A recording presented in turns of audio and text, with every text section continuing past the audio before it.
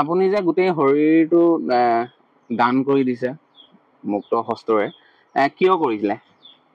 মোৰ অৰ্থ সেইটোৱে যে মোৰ চকুযোৰ লৈ এজন অন্ধ মানুহে এনেকুৱা কিছুমান আমাৰ পৃথিৱীত দেখিছো মানুহে লঠিয়াই লৈ ফুৰে। হয় হয়। যিজন মানুহে জন্ম হৈ নিজৰ মাক, প্ৰকৃততে মাক বোলা বস্তুটো কি?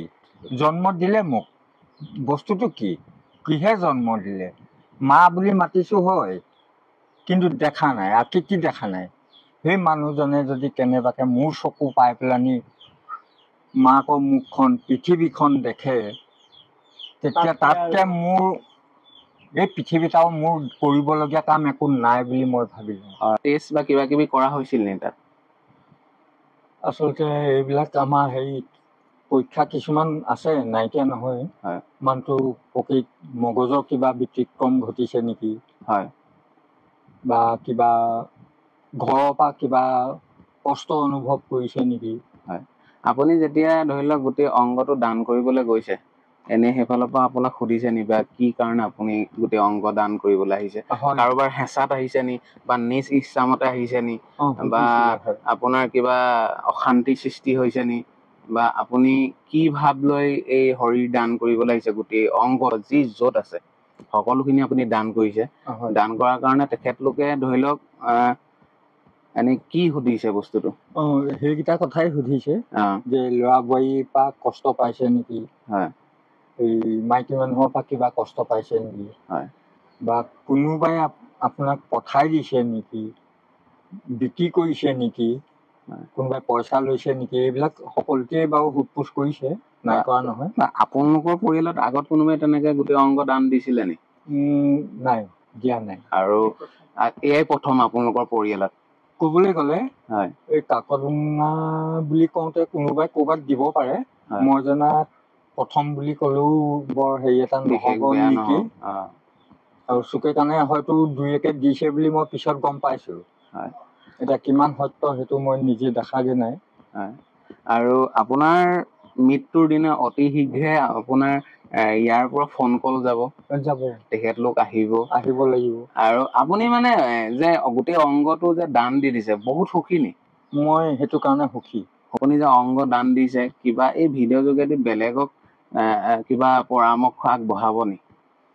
বেলেগক পৰামৰ্শ মানে কি, এটা কথাই মই ক'বলৈ বিচাৰোঁ, সকলোকে এনেকৈয়ে চিন্তা কৰক। কৰিলে মানে কি হ'ব, ভৱিষ্যত আমাৰ যিসকল উঠি আহিছে এই ল'ৰা ছোৱালীবিলাকৰ কাৰণে অকণমান কিছুমান কথা সুবিধা হ'ব। কাৰণ মই কৈ গৈছোঁ, দুখীয়া মানুহে পইচাৰে যেনে তেনে কিতাপ লিখি দিছে, পঢ়ি কৰি ডক্তৰ পঢ়িছেগৈ, কিন্তু এতিয়া এই হাল হাঠিয়াৰ কিনি ল'বলৈ তেহেঁতৰ উপায় নাই। এতিয়া আপুনি মৃত্যু হৈ গ'ল, চকুজুৰিটো জীয়াই থাকিব। আপুনি মৃত্যু হোৱাৰ পাছত চকুজুৰি লগালগ মৃত্যু হৈ নাযায়। সেই চকুজুৰিটো কাৰোবাৰ চকুত লগাবৰ কাৰণে আপোনাক মেডিকেললৈ নিয়া হ'ব। আৰু সেই চকুজুৰি যেতিয়া আপোনাৰ বেলেগৰ চকুত লগাই দিব, তেওঁ পৃথিৱীখন পোহৰ পাই থাকিলে আপোনালৈ মানে আশীৰ্বাদ গৈ থাকিব। আমাৰ হিন্দু মানুহৰ এটা ডাঙৰ গুণ, 2 ঘণ্টা এই চোতালত থাকিবলৈ নিদিয়ে, লগালগ নি পুৰি পেলায়। আমি ডক্তৰ বা মই GNRCটো কিছুদিন অহা যোৱা কৰি কিছুমান বেমাৰীৰ লগত জড়িত আছিলোঁ। তেতিয়া মই কিছুমান কথা গম পাইছিলোঁ, চকুজুৰি মানুহ মৰাৰ পিছতো ভালেমান ঘণ্টা জীয়াই থাকে, কিডনী বহুত ঘণ্টা জীয়াই থাকে, আমাৰ হাৰ্টটোৱে থাকে 3.5 ঘণ্টা জীয়াই। গতিকে আমাৰ হিন্দু মানুহবিলাকৰ কথাহে মই ক'বলৈ ওলাইছোঁ। আমাৰ হিন্দু মানুহে 1 ঘণ্টা থাকিবলৈ নিদিয়ে, চোতালত লৈ যায়, এই বস্তুবোৰতো জীয়াই জীয়াই পুৰি পেলায়। জীয়াই তেতিয়াহ'লে ওপৰলাই আমাকতো এবাৰেই বস্তু এটা দিছে, এই বস্তুটো আমাক অকল মোৰ গাতে হজম হ'বলৈ দিয়া নাই। এই বস্তুটোৱে ইজনৰ পিছত সিজন, সিজনৰ পিছত সিজন দি গৈ থাকিলে একেটা বস্তুৱে হয়তো বহুত যুগ ধৰি জীয়াই থাকিব। মই যদি কেনেবাকৈ কিবা কাৰণত তাতো গৈ ভৰ্তি হৈ দিওঁ হস্পিটেলত নেক্সট টাইমত, তেতিয়া মোৰ পৰিয়ালবৰ্গ গৈ তাতে মোৰ নিয়ম নীতি কৰি গুচি আহিব পাৰিব। তাৰপৰা মোক তাতে ৰাখি দিব। মই সেইটোৱে ভাবি আছোঁ, নেক্সট টাইমটো মই তাতে পঠাম বুলি। আৰু ধৰি লওক ঘৰত স্মৃতি হিচাপে ধৰি লওক সৎকাৰ কৰিবলৈ বা মই সোঁহাতৰ কেৰা আঙুলিটো ৰাখি দিছোঁ। সেই কেৰা আঙুলিটোৰ বিষয়টো সেইটোৱে সেইটোৱে। ৰাখি দিয়াৰ মানে ইয়াত ধৰি লওক আপোনাৰ ডাঙৰ ল'ৰা আছে বা ঘৰৰ ল'ৰা ছোৱালী আছে